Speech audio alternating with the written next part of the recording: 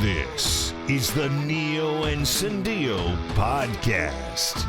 Elon Musk podría ser el nuevo líder del Congreso de los Estados Unidos. Holy moly guacamole. Esto viene de parte del senador de la Florida, de los Estados Unidos, que nos representa a nosotros aquí en la Florida, el senador Rick Scott, que tengo una entrevista exclusiva con él hoy día y no te la vas a querer perder.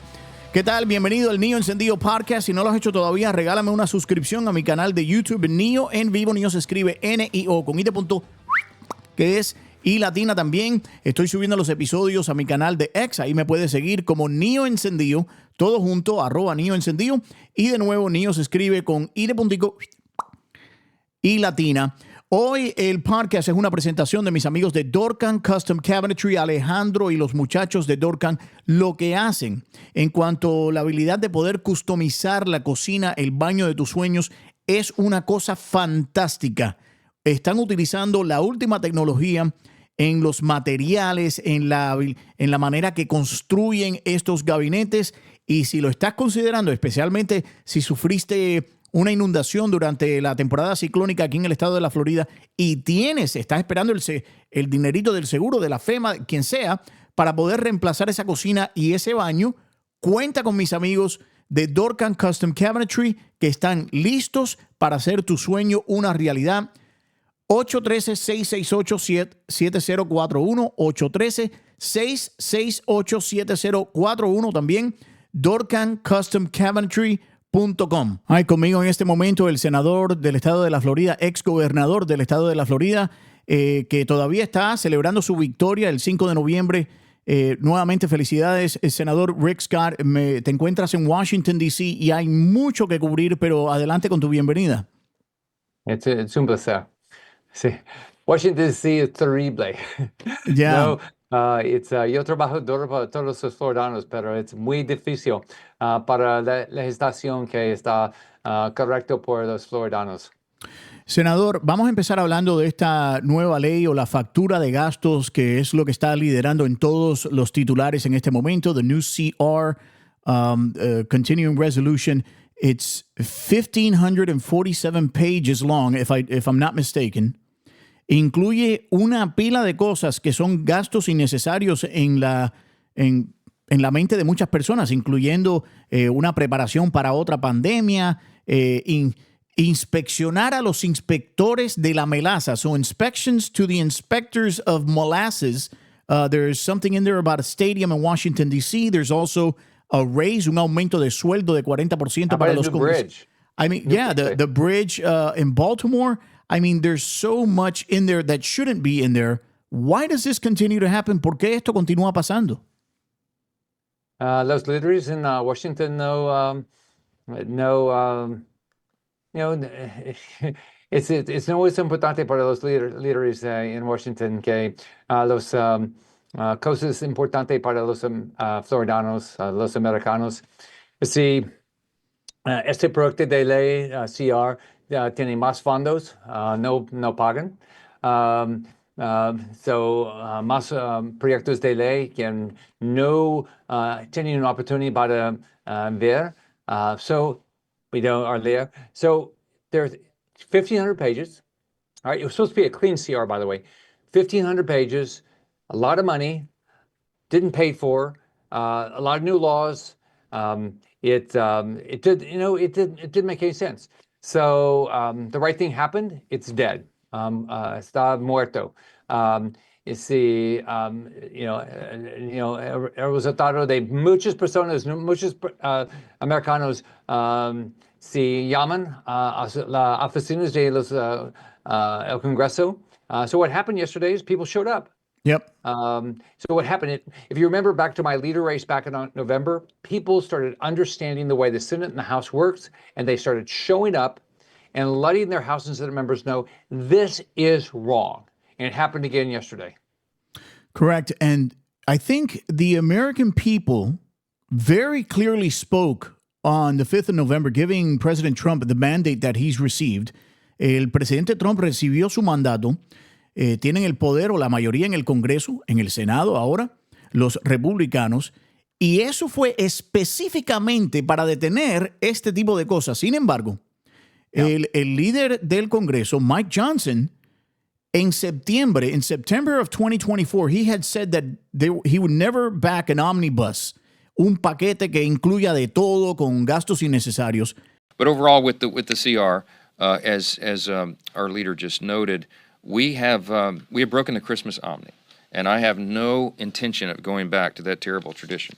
So there won't be a Christmas omnibus. As somebody asked me in the hallway a little while ago, will there be many buses? We don't want any buses. We're not going to do any buses, okay? And we got to get through this. So, look, everybody understands the necessity. It is not palatable. This is the sausage-making part of legislation that nobody likes, but we're governing, and we'll pick it up in January and start a brand new day for America. What does the future hold for Mike Johnson? ¿Qué es lo que cómo luce el futuro para Mike Johnson, senador?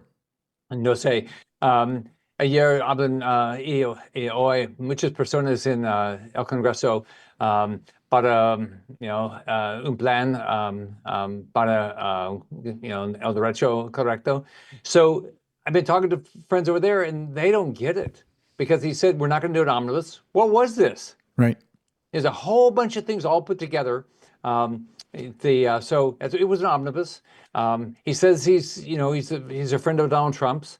So I mean, this was a big mistake. So now what we've got to do is we've got to figure out how to continue to fund government, and we got to deal with the debt ceiling. It's unfair that President Trump's going to have to deal with this debt ceiling early on. The debt ceiling expires January 1, so it'll become a problem probably by May. So this has got to get fixed as quickly as we can fix it so we can go forward. You're right. President Trump tiene un mandato para cerrar la frontera para la inflación. Es importante balancear el presupuesto, but I mean, this wasn't doing it. There's nothing in here that was going to balance the budget. Correct. And now we go back to hablando de Mike Johnson. Creo que era Senator Rand Paul que estaba hablando de posiblemente reemplazar a Mike Johnson con Elon Musk. Is this just, pandering to the fans of MAGA, or is this actually something that can happen? ¿Es posible que Elon Musk pueda reemplazar a Mike Johnson? It's possible. Really? But what's going to happen is either Mike Johnson will get reelected as Speaker, or there'll be another House member that'll be elected as Speaker. I don't think in the history of the country we've ever elected a Speaker of the House that was not a member of Congress. So I don't know. I think a lot of people are pretty frustrated right now with the bill that came out yesterday. So we'll see if Mike Johnson, who has to win the election, I think on January 3rd again, if he can win again. Senador, déjame hablarte un poquito acerca del presidente Biden, because it seems that Biden is obviously a bit remorseful or a bit vengeful at this moment debido a la traición de su propio partido, de Pelosi, de Obama, de los Clintons, etc. He said he wasn't going to pardon Hunter, yet he did it anyway. What other little revenge tactics do you expect from the President of the United States, Joe Biden, at this moment? Well, I mean, one selling off the border wall right before we need to finish the wall is one thing. The Hunter Biden pardon was disrespectful of all Americans, because the rest of us have to abide by the law, but not if your name's Biden. So that was pretty disrespectful. I don't know what else will happen. He's clearly a failed president. He's not going to go down as somebody that was a successful president. Like if you look at Obama, was not a successful president. So I think he's going to go down as a massive failure. When you look at the inflation, when you look at the border, when you look at the debt. So I think he's going to go down as a complete failure. So will Harris. En una entrevista reciente, Biden había hecho un comentario acerca de insider trading y refiriéndose a Nancy Pelosi, who evidently, I mean, a lot of people believe that she's taken advantage of insider trading and has really, se ha forrado los bolsillos, as I like to say. She's really filled her pockets up with money doing this kind of scheming with her husband. But, I don't know how you look your constituents in the eye and know because the job they gave you gave you an inside track to make more money. I think we should be changing the law. Do you think any change will come of that before the Biden presidency ends as another revenge tactic against Nancy Pelosi? ¿Tú crees que habrá alguna medida de venganza cambiando alguna ley o regulación acerca de insider trading? Well, if you're Joe Biden, you have to be pretty mad at Nancy Pelosi and the Clintons and the Obamas that pushed him out of the race. And he has to personally believe that he could have won re-election, because I think that he clearly does believe he could have won re-election. With regard to the insider trading, what we need to do is we need to make it clear that you cannot use inside information, which is illegal. Didn't used to be, but is illegal in Congress. But is anybody ever held accountable? I mean, Nancy Pelosi got rich, and others got rich during their time up here, and that's not all Americans. It hasn't worked out for every American like it's worked out for her. Yeah, you're exactly right. And since we're on the topic of revenge, ya que estamos hablando del tema de venganza, la mayoría de personas piensan que el que sí tiene derecho a tomar venganza es el presidente Trump, ahora cuando él acepte cuando sea jurado como el próximo presidente. Trump has said that his best revenge will be success. And I think I believe him. I really do. I don't think, I know, I believe him, because he's that kind of guy. It just seems that he wants success to be his legacy. And I think he's going to have it. But now that Kash Patel is coming in, Pam Bondi's coming in al Departamento de Justicia, do you think that some of these bad actors, such as Liz Cheney, such as Alvin Bragg, the people that came after Trump, do you think that they could be in the crosshairs? Do you think that the Trump folks would come after them?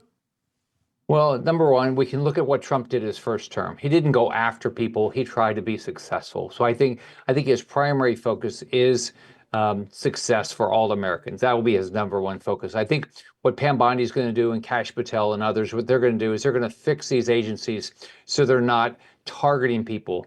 I mean, it happened to me back when I'm in my business life when I opposed Hillary Care. So and so clearly that's what the Democrats have done. I don't think Trump's going to do that. That's not Pam Bondi's approach or Kash Patel, but they are going to change these, the Department of Justice and FBI they're going to go after real criminals. Now, some of these people clearly should be held accountable, and they probably won't be held accountable that have done the wrong thing. But that's not Trump's first focus. Is going to be help make every American a success. Yeah, Senador Scott, déjame hablarte de tú y el senador Marco Rubio. You guys have been like a tremendous tag team, I want to say, para el estado de la Florida. Han sido bien complementarios uno al otro. Pero ahora que Rubio ha sido seleccionado para ser secretario de Estado, no sabemos hasta hoy, no sabemos quién el gobernador del estado de la Florida, Ron DeSantis, va a escoger. Who is he going to select? Have you heard any rumblings? Do you have any ideas? And who would you choose if you were still the governor of Florida? Lord Trump. Espero que el senador nuevo es Lord Trump. Primero, Marco Rubio es mi amigo, es un gran senador. Si he is getting una oportunidad para secretario del Estado por problemas todo del mundo, especialmente Cuba, Nicaragua, Venezuela, Colombia, América Latina. So espero que Marco Rubio tiene una gran oportunidad para arreglar muchos problemas del mundo. Para el senador, Lord Trump es un líder. Si tiene una posición de RNC, si ganamos la elección, es una persona que tiene una buena relación de presidente Trump. Y es una persona que trabaja duro para los floridanos. So espero que el gobernador de la Florida elige Lord Trump el senador nuevo de la Florida.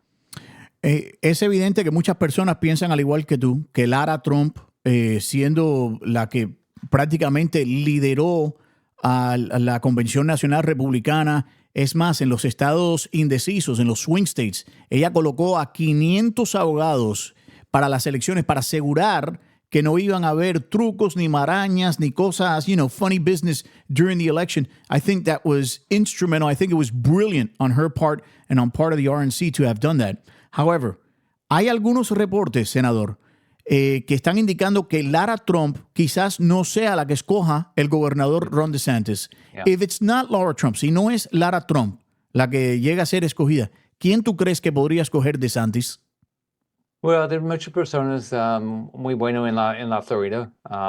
Sí, personas que personas hablan sobre es Ashley Moody, Jimmy Patronis,